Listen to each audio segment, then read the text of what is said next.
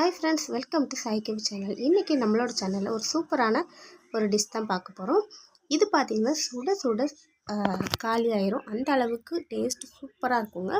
உங்களுக்கு போலி சாப்பிடணும்னு நீங்கள் ஆசைப்பட்டீங்கன்னா அதை மாவு பிசைஞ்சு செய்கிறதுக்கு நிறைய பேர் கஷ்டப்படுவோம். இந்த மாதிரி செஞ்சு பாருங்கள், அதே மாதிரி தான் இருக்கும். டேஸ்ட்டு மாறவே மாறாது.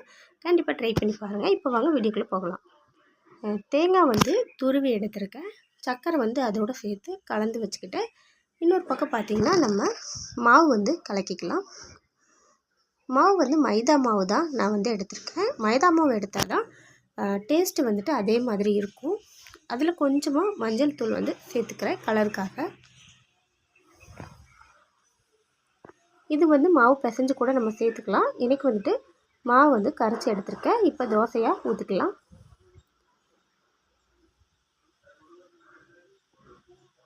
இதில் சுற்றி நீங்கள் நெய் விட்டுக்கலாம். நெய் இல்லாட்டி எண்ணெய் கூட ஊற்றிக்கலாம், ஒன்றும் பிரச்சனை இல்லை.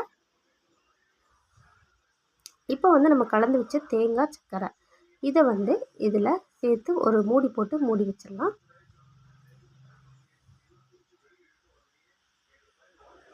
வெந்ததுக்கப்புறம் திருப்பியெல்லாம் போட வேண்டாம், அப்படியே எடுத்துக்கலாம். இப்போ அடுத்ததாக இன்னொரு தோசையும் சுட்டுக்கலாம்.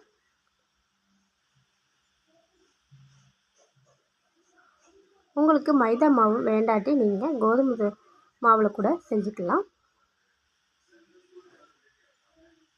சுடும்போதே பார்த்திங்கன்னா அவ்வளோ வாசனையாக டேஸ்ட்டாக இருந்துச்சுங்க. இப்போ எல்லாத்தையுமே சுட்டுட்டு எடுத்துக்கலாம்.